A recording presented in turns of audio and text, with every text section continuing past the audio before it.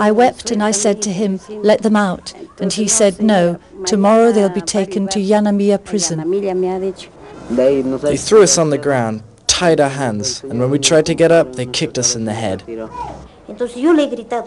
I shouted at them, "Why are you taking my husband away? What has he done? He is ill." One of them said to me, "You're a damn terrorist, and if you keep on crying, I'll kill you." And he pointed his machine gun at me.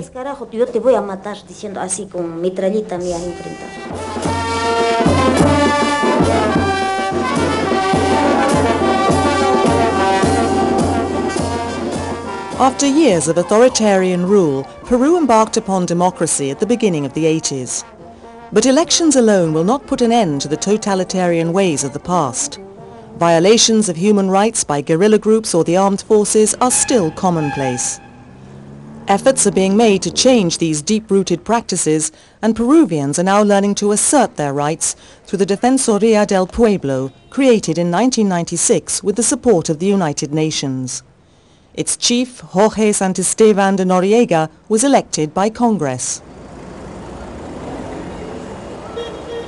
The responsibility attributed to the defender of the people by the Constitution is to protect human rights, fundamental rights. And to do that, it has the capacity to carry out inquiries into cases where human rights have been violated or ignored, to address the authorities, to supervise their response, and, through persuasion, promote respect for fundamental rights. The Office of the United Nations Volunteers makes a very important contribution to our work. There are 18 United Nations volunteers who work mainly in our offices in the interior. They are carrying out some very important work for us, even in the most isolated regions.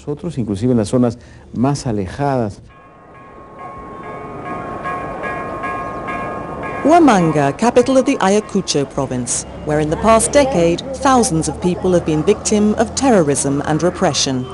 Here too, as in all other offices of the Defensoría del Pueblo, United Nations volunteers bring their knowledge and support to a democracy which is often fragile. Mi nombre es Javier Anaya Cárdenas, soy abogado. My name is Javier Anaya Cadenas. I'm a lawyer and I've worked for La Defensoría del Pueblo at Ayacucho since June 1998. Desde la Defensoría del Pueblo venimos trabajando en esta ciudad. We give special attention to human rights because, for more than a decade, what has happened at Ayacucho has been a series of acts of bloody political violence, which has produced numbers of violations of fundamental human rights against individuals and against the community as a whole.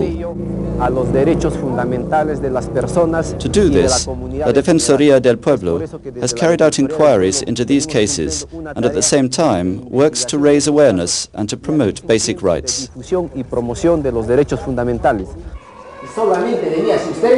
Lo que queremos es facilitar un diálogo con todos ustedes, de que al ir a presentarse a la OR les pudieran hacer quedar para el servicio militar.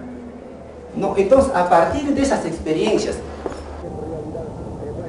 UN volunteers target vulnerable groups such as people in rural communities, urban outskirts areas, women and students. They also work to improve conditions in prisons. Quienes trabajamos en la Defensoría del Pueblo realizamos en forma inopinada visitas a los Working for La Defensoría del Pueblo, we carry out surprise visits to penal establishments to check conditions of prisoners in detention and to check whether their rights are being respected. Que la ley consagra en favor de estas personas. Haciéndole notar esta situación para que ellos corrijan este problema. Vaya, expediente número 0390. De la misma manera, permanentemente realizamos visitas. We also regularly carry out visits to police stations and other police establishments to check the conditions under which people are detained there and the extent to which their rights are respected. Que les asisten a estas personas. Otra de las actividades principales que cumple la Defensoría del Another Pueblo. important activity carried out by La Defensoría del Pueblo is to look into complaints of violations or threats to basic rights. In the Ayacucho office, we have about 2,000 cases a year. Atendemos aproximadamente 2,000 casos al año. For example, we have here the case of Mrs. Angelica Mendoza de Ascasa. Angélica Mendoza de Ascarza. 1983, amanecer 2 de julio, han sacado de mi hijo. In 1983, at dawn on the 2nd of July, they took away my son, Archimedes Ascarza Mendoza, and I immediately went to the army, and they told me, "Hey, you old woman, come back tomorrow to the airport barracks." So I went back, and they told me they didn't have my son. The police denied all knowledge of it, and I went on searching alone. I began by taking the papers to the ministry. I found nothing, and there were several women in the same situation as me. 30 women had a meeting on the 2nd of September. We set up a national association of parents of children who had been illegally detained, imprisoned, or who had disappeared. Since then, we have been together to search everywhere, and that's how we started. I became the president of the National Association of Parents of Detained, Imprisoned, and Disappeared Children.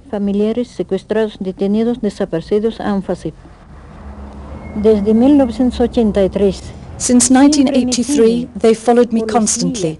The police, the Secret Service, they want to make me disappear too. But they cannot make us disappear, not until we have had justice. And that is why we are working with the Defensoría del Pueblo. Trabajamos con Defensoría.